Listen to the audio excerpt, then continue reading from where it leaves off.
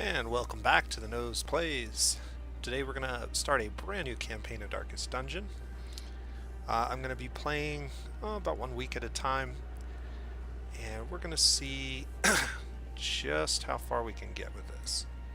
So, before anything else, we need to go ahead and make our estate.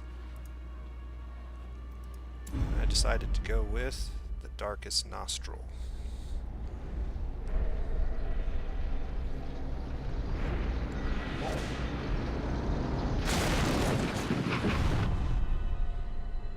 You will arrive along the old road. It winds with a troubling serpent-like suggestion through the corrupted countryside, leading only, I fear, to ever more tenebrous places. There is a sickness in the ancient pitted cobbles of the old road, and on its writhing path you will face viciousness, violence, and perhaps other damnably transcendent terrors.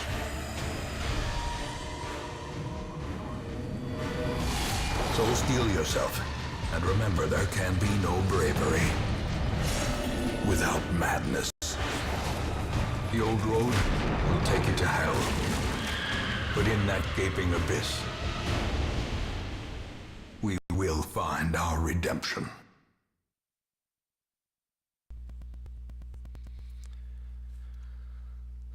All right. So we're going to go ahead and pick up this brand new game, and the purpose of this series is basically to show new players to the game some of the tips and tricks that I've picked up over the last year or so. I played this game quite a bit when it first came out and then took a break from it. But I've recently, as I mentioned in my previous video, I've been playing it again, and more importantly, I've been watching a lot of other YouTubers play it, and I've learned a lot from watching their channels, and basically just found out a lot of really cool tips and tricks that you can use to help yourself be a little bit more successful in the game. So we're going to go ahead and pick up this first intro level. This is kind of the tutorial level of the game. And then we're going to play week 1, and I'll try to do a week of the game every week or so that I'm available to play. And let's go ahead and get started. Brigands have run up these lanes. Keep to the side path. The hamlet is So I am playing on Radiant. Radiant is the easiest difficulty. This thug in brutal fashion, that all may hear of your arrival. It is not so much easy in that the game is easier. I believe there's nothing particularly different about the difficulty of the enemies or anything like that. The main difference is that the game provides you more loot. So that's a big thing. And the cost of certain things are cheaper, I believe. There's a few other little things about Radiant settings, but for the most part, the game is still just as difficult as ever. It just takes less time to actually finish one. Leave nothing unchecked. There is much to be found in forgotten places. An ambush. Send these vermin a message. The rightful owner has returned, and their kind is no longer welcome. Couple of options here. The best option is probably going to be... I need to get this guy dead quickly. Probably 2 pistol shots should do it. And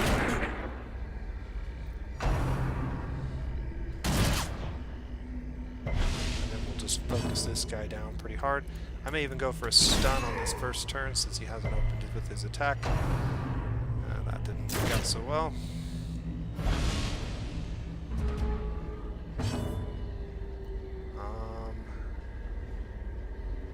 Well, that makes things interesting.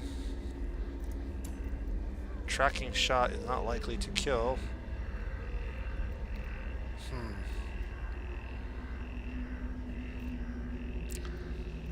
I'm not sure what the best play here is. I guess I'm going to go ahead and use tracking shot twice, more than likely. It's unfortunate. The movement can be a real bother.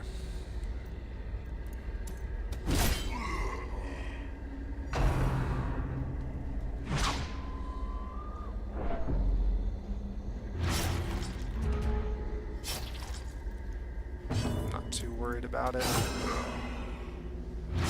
This first level's pretty easy.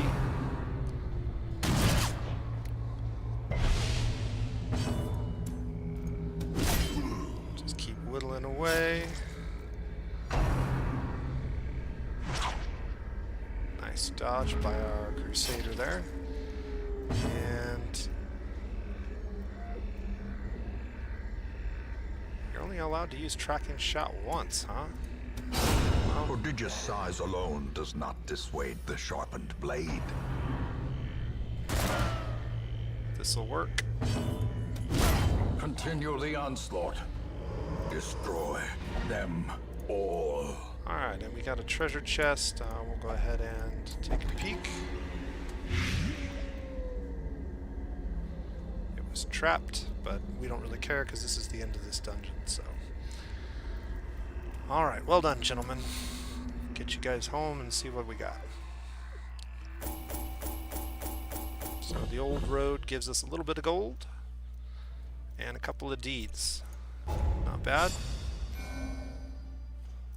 Looks like we picked up 2 quirks. We got a negative quirk and a positive quirk. Manslayer is actually not a bad one for the beginning of the game. We're going to be encountering a lot of humans in the ruins. Eldritch Slayer's fear of Eldritch kind of sucks, but we can probably deal with that. Welcome home, such as it is. This squalid hamlet, these corrupted lands, they are yours now, and you are bound to them. Alright, so Darkest Dungeon is a little bit different kind of game. If you've ever tried to pick up Darkest Dungeon and failed miserably at it, it's probably because you approached it the same way that you approach most RPGs, and that is really not the best way to approach this game. Now, I will say there are a number of different ways that you can play that can be quite successful. There's an argument to be had for both, and I think there are situations where different play styles tend to excel versus others, but there's not one right way to play the game necessarily.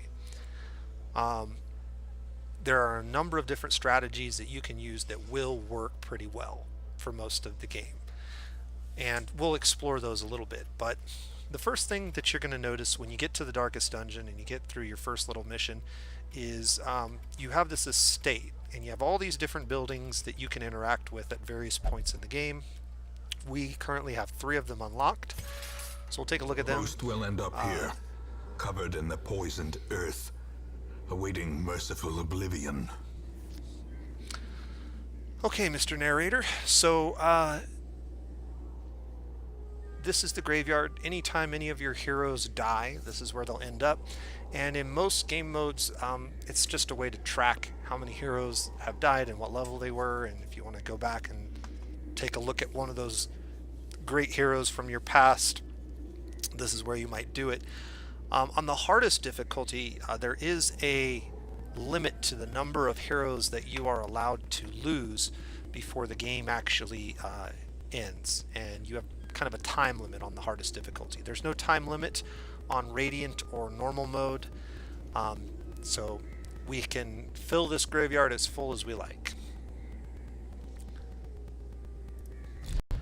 The next building is the Memoirs. This is the screen that we open up to you will in know between the quests. tragic extent of my failings. And this is a place where we can go back through all of the narrator's little snippets throughout the game. So each time we get through a boss or unlock a new snippet, it will be unlocked here, and we can go back and listen to those. We also have this screen. This is one I was talking about, the activity log. This basically goes back and tells you everything that's happened in the recent past. Obviously, we don't have much history yet, but we've recruited their first 2 heroes in week 1. And so here we are. This is useful to come back to. If you've been away from the game for a while, you can scroll back through and see the last couple of events you've done, and it also keeps track of all of our goals. Now, one thing to keep in mind, you don't have to complete most of these goals in order to beat the game. The only thing you have to complete in order to win the game is you must complete the Darkest Dungeon. Now, in order to do that, you're going to have some heroes that are pretty powerful, and the best way to get heroes powerful is to complete most of the other quests. Also, you're going to need to get some of the better trinkets typically, and so getting all of those quests is part of the process, but it's not mandatory. You don't have to complete all the other mini bosses to get through to the Darkest Dungeon to beat the game. I'm not sure how far we're going to get in this series, but we'll do our best, and the main thing that I want to do is basically point out what are the best things to help you get started. So, the most important building in the game, probably by far, is the Stagecoach. And that's because of the way the game manages resources for you. So, women and men, soldiers take and it away, outlaws, Mr. Narrator. fools and corpses. All will find their way to us now that the road is clear. Okay, so basically, as the narrator pointed out, each week that we finish a mission and we come back to the mansion, there's going to be a bunch of heroes waiting for us at the Stagecoach. They've heard about quests for glory and gold and honor and trinkets and all kinds of good stuff, and so we just have like this endless supply of heroes constantly showing up at our door. And it's kind of counterintuitive. When I first started playing the game, I didn't realize this, and it was kind of surprised when I figured this out, but heroes are free. They have no upkeep cost, they have no recruitment cost. The only thing that's required for you to take a hero and put it into your barracks is a bunk. And right now we have room for 9 heroes in our barracks. We only have 2, so we're going to grab these first What better 2. laboratory than the blood-soaked battlefield? And remember, parties can be filled up to 4 members big. You should always take 4 when you have the option, unless you're just going for some crazy challenge or something. There's very few reasons to take fewer than 4 heroes on any kind of a quest. So 4 heroes. We can have up to 9. That means we can have 2 parties that we could be shuffling in and out of the dungeon. Each week we take 4 in, the other 4 can kind of stay in town, and there's some things that they can do in town. Now, the very first thing that you're going to want to do is you're going to want to increase or upgrade your Stagecoach significantly. And in order to upgrade any of the buildings in your town, you're going to need to collect these heirlooms. You start with a fair amount on this difficulty level. I don't know if it's the same on all the other difficulty levels, but you get a few to start with, and it allows you to upgrade your first couple of buildings once or twice. The Stagecoach needs to take priority over most of your other buildings, and this is the primary heirloom that you're going to be bottlenecked on when upgrading your Stagecoach. So right now we have 12 deeds. That means we can do a couple of different upgrades, and we're going to. We also have quite a few crests, and crests are pretty easy to come across. They stack in larger stacks than most of the other heirlooms, and so you can carry quite a few crests in and out of the dungeon, around the dungeon and out of the dungeon. So you tend to get a lot of those, and they're used for almost all the building upgrades. These 3 are used for specific buildings, and the Stagecoach is a specific building that uses deeds. Other buildings might use portraits, different ones might use busts, and so you kind of got to prioritize which buildings you're going to upgrade first, second, and third, because you're not going to have enough resources to do all of them all the time. So the first thing that we want to do is right here, the Stagecoach is only going to bring us 2 new members each turn. So each turn we get 2 new party members that we can use to fill our Stagecoach up with. I want to increase this number to 3. And the reason I want to increase this to 3 and 4 and 5 and 6 is the more choices we have, the better. What we're doing throughout the game is we're constantly looking for better heroes. We want to find the best quality heroes to keep, and we want to take any heroes that might be useful for a one-off. And so because heroes have no upkeep cost, because heroes are basically free resources that are constantly replenished at a rate equal to however much you've upgraded your stagecoach, they're the best way to take advantage of the game system. Everything else costs money. Everything else costs gold, costs heirlooms. Heroes are free. And so you can, every week, if you get enough slots in your barracks opened up, and you get enough of these stagecoach networks upgraded, you can get a whole brand new party of 4 heroes, fresh off the wagon, send them on a mission, collect whatever gold you can, finish the mission if possible, and if they all die, you'll come back the next week and there'll be a brand new set of 4. If most of them die or all of them get afflicted and they're in really bad shape with all kinds of negative quirks, you just send them on their way, dismiss those heroes, and grab 4 fresh ones right off the stagecoach. And so this is the biggest thing that most people playing the game don't do, because it's not how you play most RPGs. Heroes are precious in most RPGs. You don't want your heroes to die in RPGs. And you don't really want them to die in this one either, but there's not a big penalty to losing your heroes, especially if you just dismiss them. And so grinding through heroes till you find the really good ones before you invest a lot of money in them and a lot of time in them is important. It's also a great way to build up your resources, both in heirlooms and in gold, which is going to be a real big bottleneck later in the game when you do start wanting to upgrade your heroes and get them the best gear, the best trinkets, the best quirks locked in.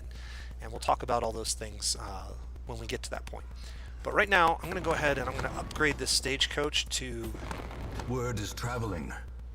Ambition is stirring in distant the cities. Second level of the stagecoach network. That's going to give me the ability to grab a brand new party of 4 heroes on our next trip back. So we're going to have 4 new heroes instead of 2 waiting for us at the stagecoach. They may be good ones, they may be bad ones, we don't really know, but when we get back we'll have 4 new heroes we can use, and maybe we'll just take them on a quick run as well. Okay, so the stagecoach is the most important building.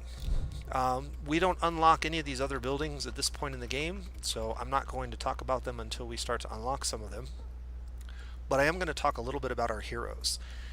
And so let's take a look at our first hero, the Crusader, Renaud. Heroes start with 4 active abilities and 3 locked abilities. They also start with 3 camping skills unlocked, and you can edit these by turning them on or off. Once we get these other ones unlocked, you can only ever have 4 active skills at a time, so we can mix and match between these 7 which ones we want to use. Each skill has a position where you can use it, and also a target which you can target with those abilities. So you can see by the little lights that are glowing here, the white and the red, which positions we're able to target and which positions we're able to use our abilities from. Now what this basically is telling us is that this hero actually has no actions that they can use in preferred positions 3 and 4. So they can't use any abilities in these other than moving forward. Because these are fully lit up, we can see that most of our abilities can be used, or pretty much all of our abilities can be used in these 2 positions. And if we mouse over, you can see that is indeed the case. Now you can also see that the target of our abilities is almost entirely positions 1 and 2. That means that our Crusader cannot attack anybody in the 3rd and 4th position. And these are not fully lit up, and that's because of this ability. So this ability is a self-target, and because it's a self-target, we don't see the light fully lit up. You can see we can dim these lights.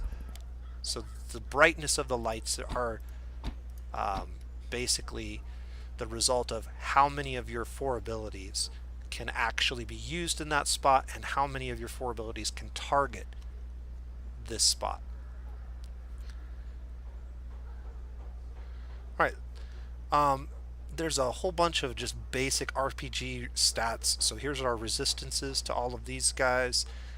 You can see our accuracy, crit chance, damage. All of these things over here are pretty generic, but the one thing that's kind of unique to this is the quirks. And the quirks are really neat. And let's talk briefly about them because they're going to be a real big part of the game, especially in the mid to late game when you're building your high level heroes and you want to get your best party of heroes for certain quests or missions. So every hero can have up to 10 quirks. These are just kind of like little modifiers to stats or abilities. So you can see, for example, Warrior of Light is a conditional modifier that gives us extra damage while our torch is lit brightly, while Manslayer gives us extra damage and crit chance, or sorry, extra accuracy and crit chance versus human class enemies. We can have up to 5 positive quirks and 5 negative quirks. We collected this one during the last quest, so this is an increased amount of stress from Eldritch based enemies and also reduced accuracy against Eldritch based enemies. There aren't a lot of Eldritch enemies in the ruins, which is where we're going to be opening up the game, so that's not that critical of a negative stat. But if we were to take this guy, say, into the Cove or into the Darkest Dungeon, those two particular maps have a lot of Eldritch enemies in them, and so this becomes a big liability. Now, there are ways to remove these negative ones, and we'll talk about that a little bit later in the game. But we also have Kleptomaniac, which is a really bad one, where he'll take items that we find in the dungeon and keep them for himself, so we don't actually get to collect them. And God-fearing, so this reduces the number of stress-relieving buildings that he's able to interact with to relieve stress. All of these are pretty bad. They're not terrible, but we have ways to deal with them. Very expensive ways to deal with them, but ways to deal with them nonetheless. One thing to keep in mind is that you can lock in permanently some of these positive traits, and when you do that, they cannot change. So what will happen is every time you go in the dungeon, there's a chance that you can add both a positive or a negative quirk. So you'll roll a dice for each one of these, and if you roll poorly or well, depending on which one you're rolling for, you will get a new one. If you already have 5, then whatever new one you roll will randomly kick out one of the old ones. And that's unfortunate because sometimes you have a really good trait that you want to keep on a hero, but running them through a lot of dungeons will actually cycle that one out. And so you can lock those in with a lot of cash later in the game and keep the best ones locked in. I believe you can only lock in 3 permanently.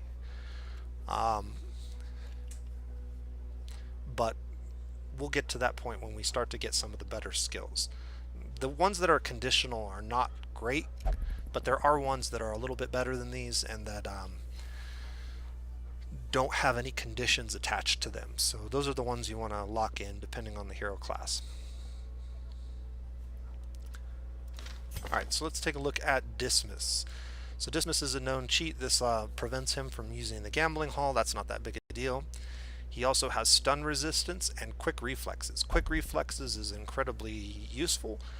The higher your character's speed is, the more likely they get to act first, or at least before enemies in the combat rounds. And so having first action means you have the potential to kill things before they get a chance to act, and managing enemy actions is a big part of the game. You want to remove as many enemy actions as possible typically.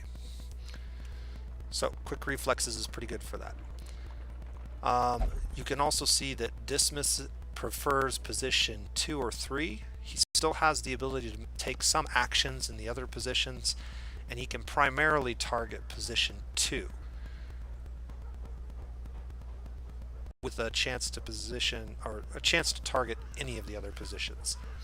So some abilities will work in any position, but most of his or all of his abilities will be able to target position 2. Let's take a look at our new heroes. So we have Vernon.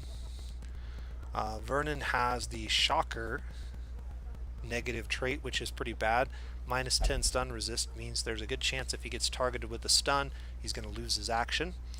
And Egomania is a curio-based trait where Vernon will interact with Curios whether we want him to or not. He'll basically take control of himself and go grabbing things that he probably shouldn't. But positively, he has a good natural swing, which is +5 accuracy. Accuracy is always good, particularly when trying to hit things that have a high dodge. And the targets that we tend to use the Plague Doctor for tend to have higher dodge than others. He also has unyielding, which means that he has a higher resistance to death blow. So whenever a hero reaches 0 hit points, if they get damaged again by any source, they have to make a death blow check. And as long as they pass, they stay alive. But if they happen to fail the death blow check, they are gone forever.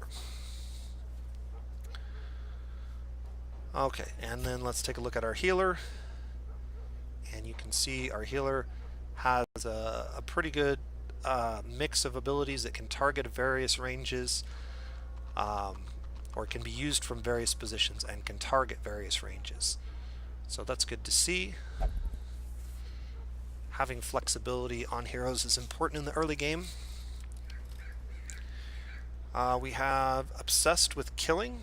This is another one of those curio-based traits, which means she's going to be sticking her hands into things she probably shouldn't be.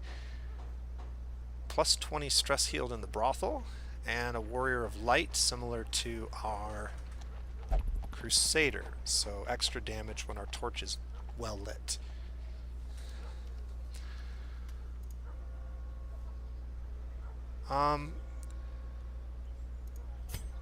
Taking a look at this looks like the appropriate position for him.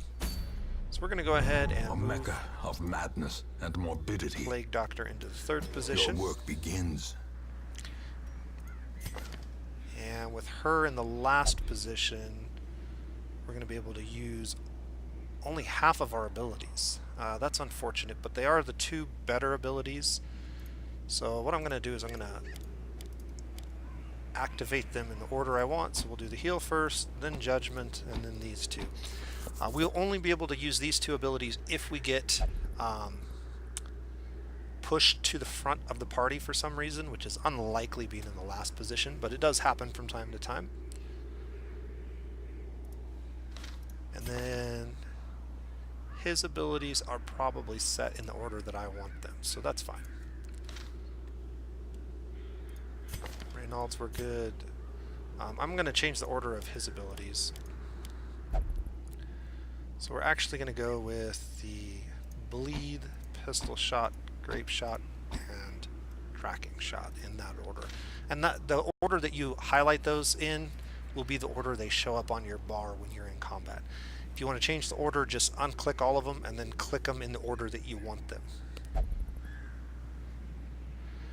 Alright, we only have 1 dungeon, so we're going to go ahead and take this dungeon on. There's not much else to do. Actually, we do have the darkest dungeon, but that would be incredibly suicidal, and we will not be doing that. At least not today. Running a suicide mission into the darkest dungeon might be something fun to do with a one-off party off the stagecoach. We also have trinkets, so a disease resist with -2 dodge. We can go ahead and throw this on one of our heroes. Let's see. She has a disease resist of 30. He has a disease resist of 50.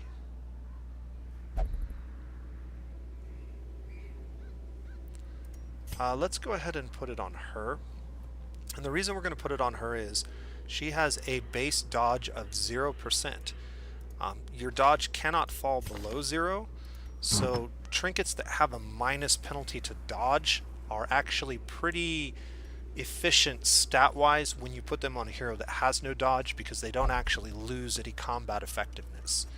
So we'll go ahead and throw that on her just to get her disease resist up a little bit, and because we have it. So there's no reason not to use it when we can throw it on somebody who's going to benefit from it. We could have also put it on our Crusader, but if we did, because he has a base of 5 dodge, that means that it would actually negatively impact his ability to dodge, where it has no impact on the Vestal. Alright, let's jump into The cost of this preparedness, dungeon. measured now in gold, later in blood. And this is a good point. So you can spend a lot of gold on these trips through the dungeon.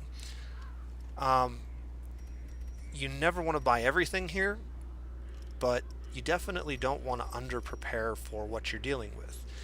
And it's hard to judge. There's a lot of spreadsheets out there that give you great recommendations on what you should be bringing, how many of each item, what's the most likely things to encounter in each dungeon type, and those are something you can look for if you're interested in them. Basically, I always want to carry on a short dungeon at least 8 food, and sometimes even 12. Shovels are always important to carry a couple of, and then if you're going to run a dungeon with light, you're going to need plenty of torches. Now, short dungeons probably don't require more than about 8 torches, which is a single stack, so that's what I'll take. And then these other items are really useful. They have effects that can eliminate status ailments like poison or bleeding, or debuffs, and they also can be used to interact with curiosities to give you positive rolls on your loot checks. So they'll increase the chance of good things happening, or good loot being found with no chance of negative penalty. We're going to take 2 keys and a bandage and an extra one of those. I'll take 1 medicine herb too. So not a lot of anything. Sometimes I'll take more, sometimes I'll take less. It depends on whether I'm going to try to conserve my gold, or if I want to... if I have a lot of gold, I'll take more stuff. But right now we're kind of low on gold. Anything less than about 50,000 gold, you probably want to conserve your gold until you get up to about 50k.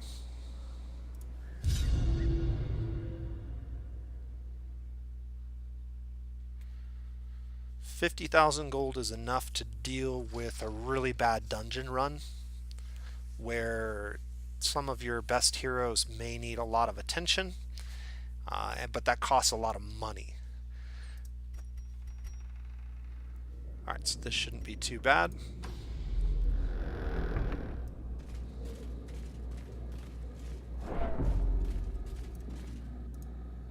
And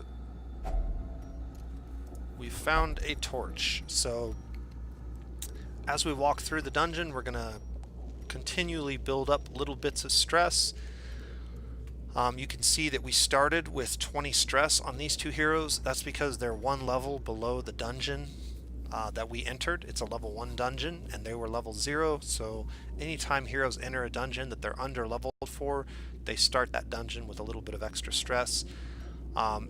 As you're walking through, you'll gain more stress, and as our light gets dimmer, the stress is increased, as well as the frequency in which those little events happen. So one thing that I like to do, which I failed to do there, is brighten my torch up. Anytime I'm about to enter a room that I'm sure or unsure has a monster in it, if it has a monster in it, I definitely want to do this. If it is blank and I haven't scouted it, I always try to brighten my torch a little bit, and the reason for that is you get a better chance to surprise monsters when you do that. It also gives you a little bit higher dodge and a little bit higher scouting chance on the next set of rooms that you're about to enter. Since nobody's injured, we're going to go ahead and use our 1 attack. Judgment's a pretty good attack against undead, and it does provide a self-heal, so it's kind of a lifesteal attack, so to speak. This is a situation where Zealous Accusation is probably the better choice. There's a pretty good chance that Zealous Accusation will kill this guy and still provide some damage to this one. Confidence surges as the enemy crumbles. And we'll just go ahead and swing. And that was pretty simple. And so you can see, surprising enemies is Triumphant pretty pride useful. precipitates It allows your a entire dizzying team to fall. act before the enemies get to, and if you have enough damage on hand, you can wipe out multiple enemies before they get an action, which is really helpful. This chest does not have a key slot, so we can't really use a key on it. But we could just open it and see what we get. A handsome reward Alright, for a task a couple well of gems and performed. an extra shovel. Probably don't need that many shovels in this dungeon, but having a few are always Even the nice for cold these stone blockages. seems bent on preventing passage. Let's go ahead and clear that.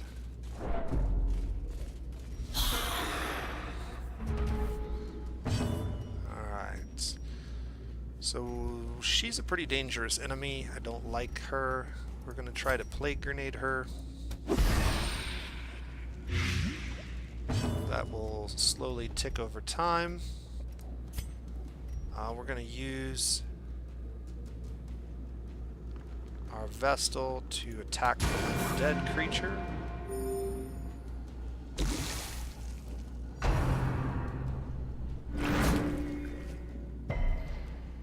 Nice resist. And this is a situation where I could go ahead and use Grape Shot and try to kill this and deal enough damage that this will actually be lethal. So let's take a look. 3 to 5 damage if we hit. This creature, the Acolyte, has a higher dodge chance, which is why the hit percentage is lower on her, but Press to this take a advantage. shot. Give them no quarter. And now the next action she takes, the 4 damage from the dot will be lethal. We could go ahead and kill this creature pretty quickly, as long as we hit. Their formation is broken. Maintain the offensive. And since she's dead, we don't need to bother making an attack, so we could go ahead and heal ourselves and hopefully get our Vestal in action. Slowly, gently. Nope. This is how a life is taken. Alright, we'll take the loot. And this is what I meant to do before we entered that last room.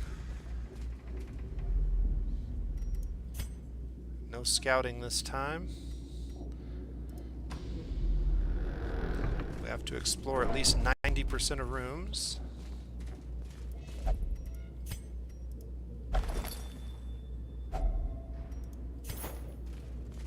Alright. Brighten our torch.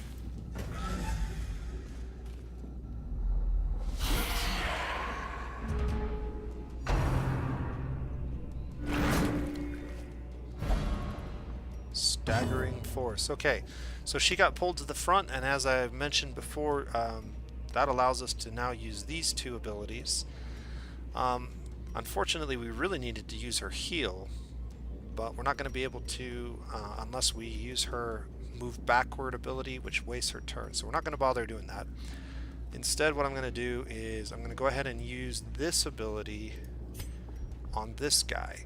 And this has a chance to reduce his damage and accuracy, which may make him much less dangerous for the remainder of this fight. So let's see if we can get that off. We did. Now we're going to use these 2 guys to focus down the back line. So I'm going to go ahead and use Pistol Shot on her. And with only 6 hit points left, we could take away her action with a blinding grenade, and then if we act before her, we might be able to kill her before she gets her second action. The reduced damage helped a little bit there. And he has a good chance to take this creature down in a single blow. So that's what we're going to do. It has not acted yet, so if we manage to get the kill, just shy. We might have been able to avoid that damage. Okay, we did get the first action with our Highwayman again, which is good. This is going to give us a chance to maybe kill her, about a 50-50 chance. if we hit, Continue the and onslaught. it worked. Destroy them all. We could further debuff this guy, or we could kill this skeleton outright. So let's go ahead and kill the skeleton before it gets its action this turn. As the fiend falls, a faint hope blossoms. And we could use him to apply a blight or a stun. No, the stun only targets the back rows. So probably the best action is to go ahead and remove this bleed with a heal.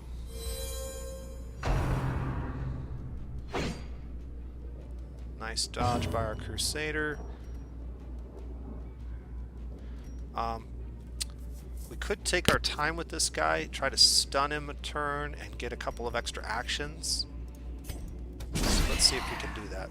Alright, that's good.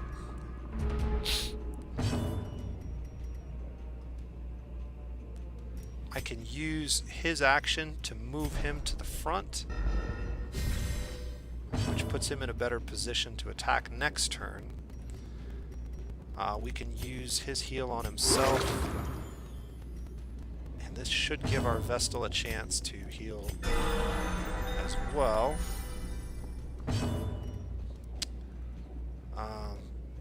We need to take an action this turn. He's going to have a massive amount of stun resistance, so the chances of getting another stun off are pretty slim. So let's just go ahead and swing. And that worked out pretty well. Seize this momentum. Push on to the task's end. Since we got a little bit of extra food, we'll go ahead and eat a little bit and sort of top him off. And I'm going to go ahead, and since this is a short dungeon, we're going to leave this treasure chest for now and come back to it in a little bit. It should still be there. There's no reason to go grabbing it right now. Ooh, a trap. So occasionally you'll walk into traps. If you get a good scouting roll when you enter a room and check the map, a lot of times the traps will be revealed and you can try and disarm them. That's one of the reasons why I keep increasing the light right before I go in, because it does give us extra chance to scout the rest of the rooms in the map.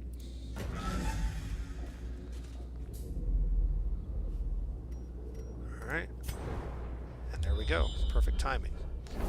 So you can see we revealed this trap, so when we get to that in the when we get to that trap, if we walk down that hallway, we can use one of our heroes to try and disarm it and prevent it from actually being a problem. Let's get him back in the third position where he can use his dagger if we need to. We need to check all of these rooms, so I'm going to go ahead and do all of them, but I think we're going to do this one first. Yeah, let's do this one first.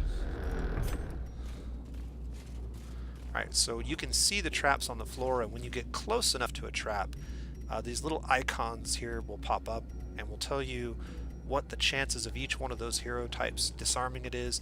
So we have a 90% chance of a disarm with our highwayman. So we're going to go ahead and grab that. And anytime you successfully disarm a trap, it'll relieve a little bit of stress, which is pretty useful. So if I wanted to, I could have tried it with the Plague Doctor, gotten a little bit of stress relief, but I would have had a lower chance of success, which is why we didn't do that. Okay, another thing to keep in mind is when you enter a room with a battle, if you have scouted that room, there is no chance that the monsters will surprise you. However, having your torch lit brighter does help you in terms of your dodging and your chance to surprise them. So that's what we're going to do. Alright, we got a chance to heal or a chance to attack. We're going to go ahead and attack this and see if we can't kill him on the first turn here with a couple of good shots. Not quite.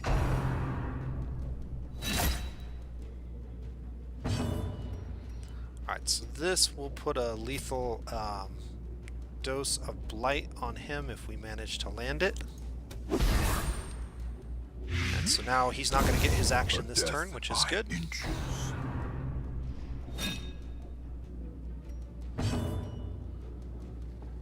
Alright, we have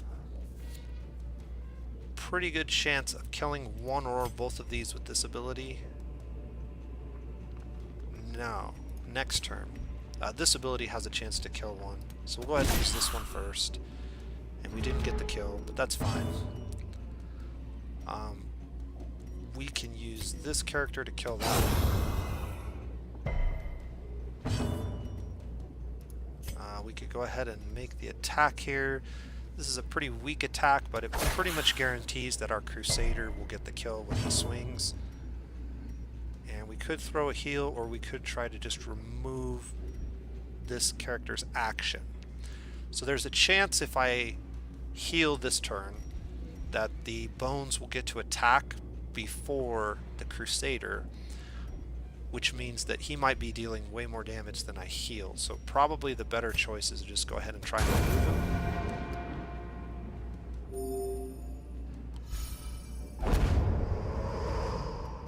This expedition at least promises success. Alright, let's see. I forget what these shrines do. I'm going to go ahead and use this character. We're going to try to interact in a positive way with this shrine. I think the shrine actually reduces stress and heals, if I'm not mistaken. Yes. So that was the right choice.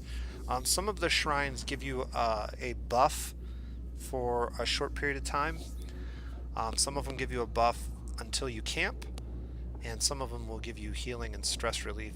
It's important to remember which ones are which, so you know which hero to use them for. We're going to walk over here and take a look at this curiosity. Okay, it's a sack of loot. And this is that kleptomaniac ability, taking over our Crusader and stealing those so that we don't actually get them, which is unfortunate.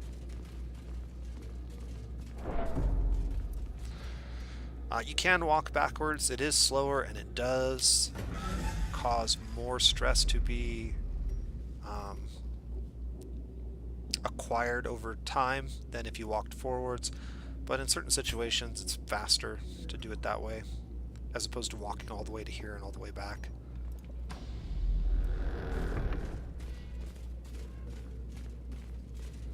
Alright, we should only have one more battle, so we're going to save our torches for right before that room.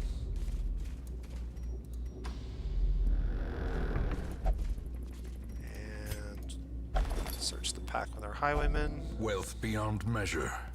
Alright. Awarded to the brave and the foolhardy alike.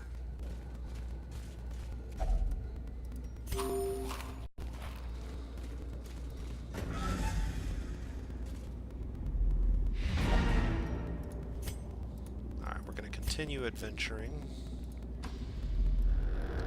Obviously. See, it's getting darker. We're starting to see those events queue more frequently. So let's go ahead and brighten us up. In Radiance, may we find victory. Alright. Go ahead and eat a little bit of food so we're topped off.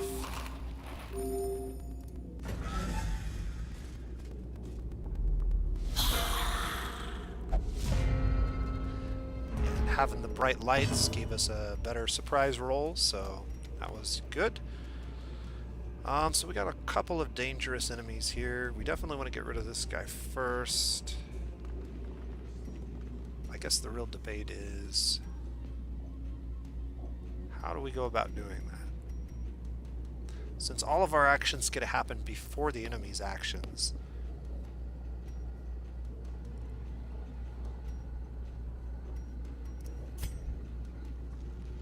don't have a great odds of hitting.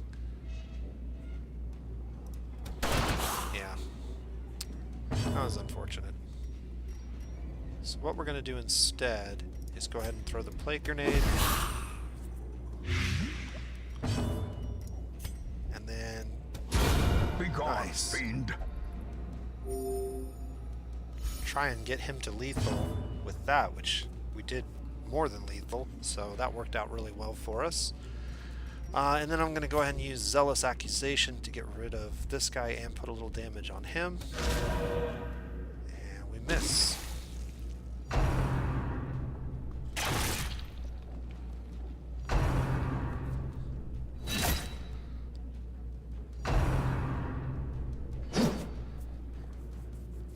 Not super concerned about the damage since this will very likely be our last fight.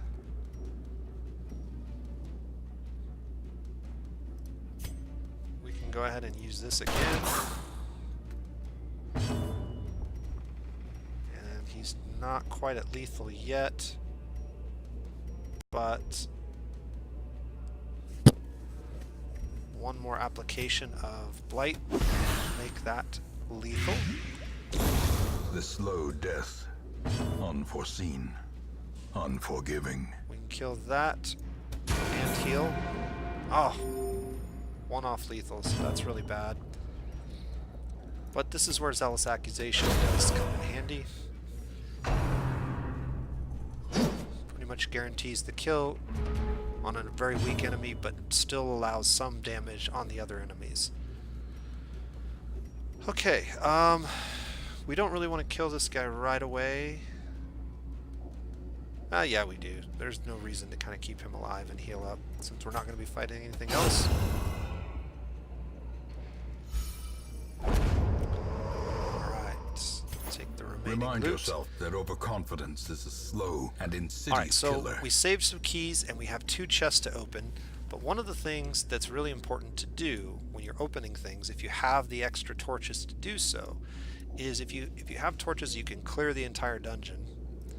We're going to put The all of our darkness holds much torches worse out, than mere and this is trickery going to give us a much and better loot boogeymen. roll when we open this chest than if we had opened it with the torch bright. It's kind of a weird mechanic, but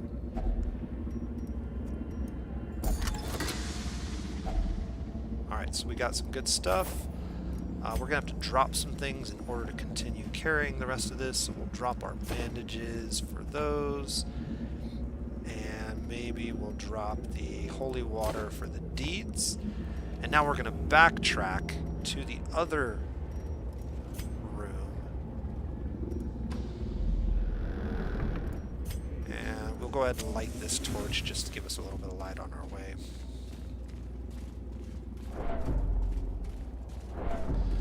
We are going to build up a little stress by doing this, but the loot rolls might be worth it. And since there are no enemies, we should have to worry about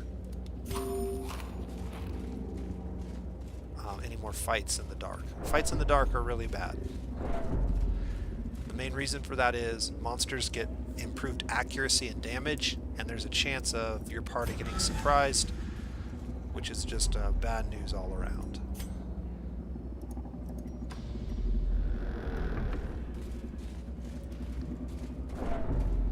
One torch has lasted an awful long time. That's good. Reduce our stress a little bit on our way to this room. We'll go ahead and put that torch out. Darkness closes in, haunting the hearts of men. And let's search this one. And a little bit better loot roll.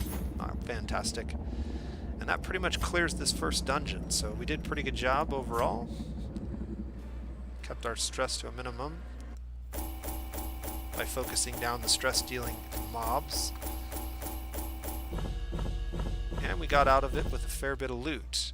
So another 7,000 gold. We basically doubled our gold from what we started with. Let's see if we rolled good on any new quirks. Quite a few. So Reynold now has claustrophobia, which is bad. Wheeled Scrounger, which is okay. Scouting chance is always useful. Manic for money, and Lurker. So that one's kind of counterproductive to the way we're currently playing the game. Slugger plus 10% damage to melee skills. He only has one melee skill, and it's not a very high damage one, so that's pretty useless on this character class. This would be a fantastic skill on somebody like the Crusader, who all of his primary attacks are melee. And Faded, chance to turn any hit or any miss into a hit. That's actually pretty good. I don't know what the chance is. I don't know if it's just a reroll of your attack or what, but missed attacks can be devastating in this game, and this is pretty useful, particularly with a character like her who has a relatively low accuracy. This would be a really good ability to throw on a leper. A leper with Faded might actually hit things a little bit more frequently. Lepers are notorious for having the lowest accuracy in the game. They do All pretty the good damage decadent when they hit. horrors I have seen pale in comparison to that final, crowning thing. I could not look, nor could I look away. So, as I pointed out, we have a barracks suitable for 9, and we upgraded our stagecoach during the last mission. So who do we got? Alright. So our random roll gave us a Houndmaster, 2 Grave Robbers, and a Bounty Hunter. These are not typically classes that I would use a ton, but the Houndmaster is actually one that is really, really useful. Let's take a look and see what we got. Balanced, so move, resist, and egomania. Not bad.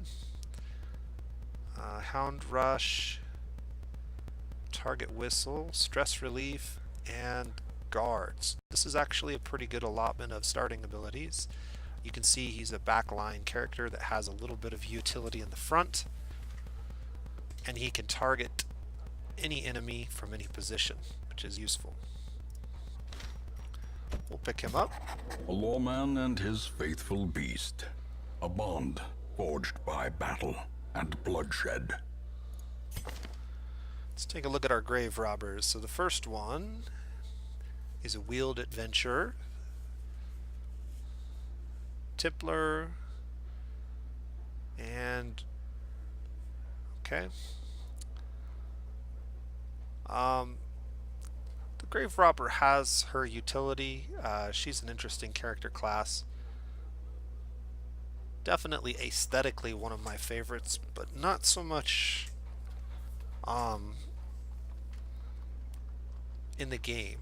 I find other classes do what she does better.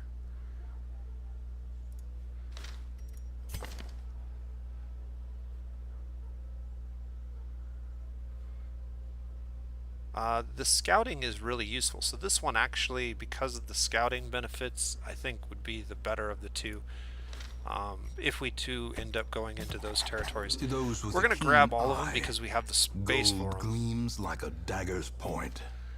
And robust, disease resistance with a reduction in crit chance. That's not very good.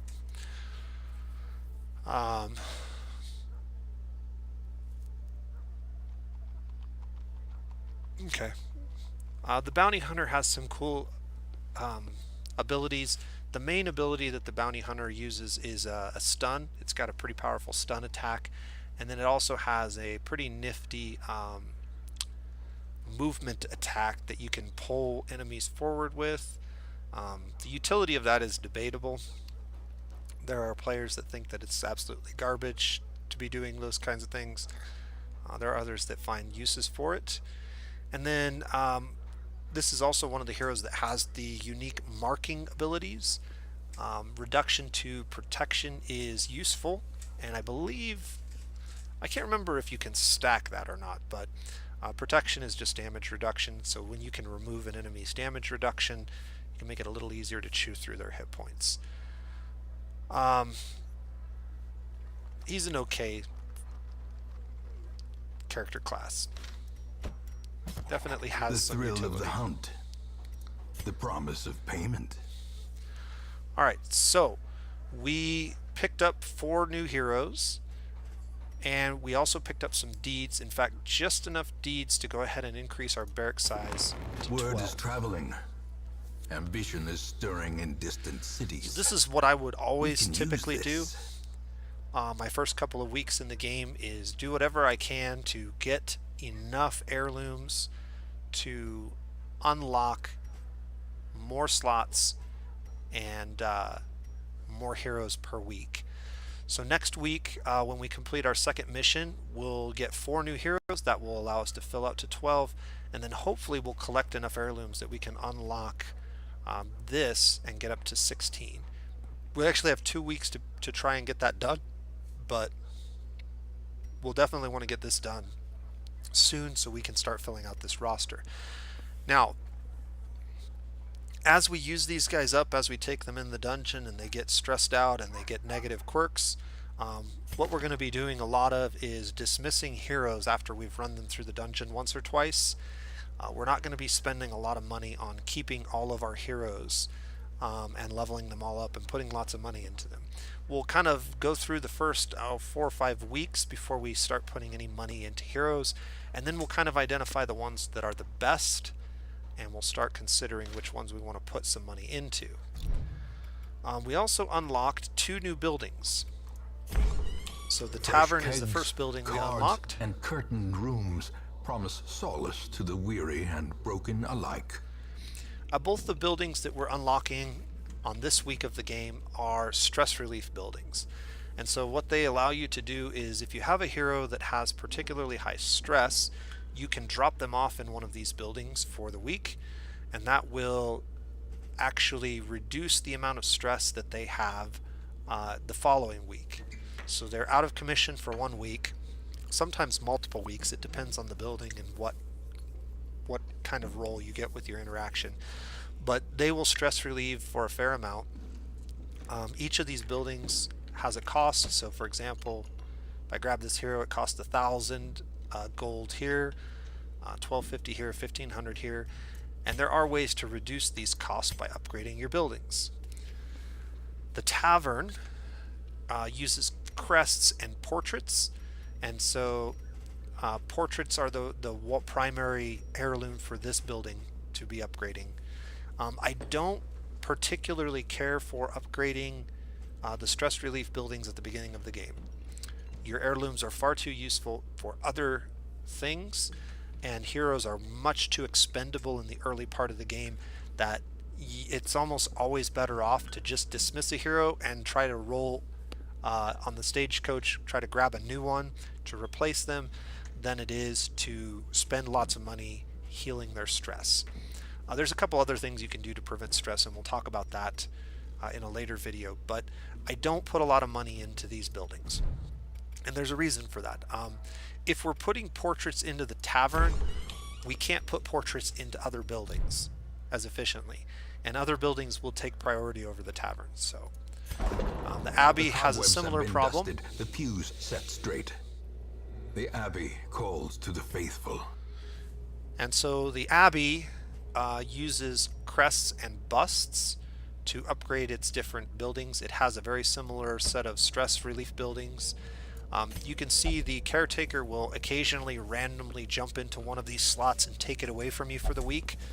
And some heroes, as was pointed out when we were going through the quirks, will prefer to only go to one or will be exempt from going to other slots.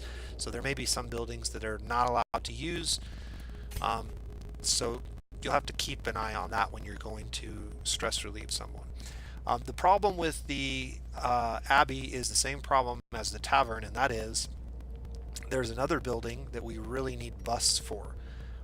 We really want to upgrade another building a lot more than we want to upgrade this one in the early game. So once again, the best strategy I have found when dealing with stress in the early game is when you get a hero that's stressed out, dismiss them, or if you can, take them on a medium or a long dungeon run and do some camping abilities to try to bring their stress in line. Also, heroes that have a stress relief ability can be very useful. Someone like the Jester, the Crusader, the Houndmaster, those are the 3 classes that come to mind that have stress relief mechanics on their ability lists, and you can use those to quickly reduce a hero's stress level, but you have to take them through a dungeon to do that. So I think that's where we're going to end this video for today. This was week 1 of the Darkest Nostrils Estate, and we'll pick up next time with week 2. Until then, this has been The Nose Plays, and have a great day.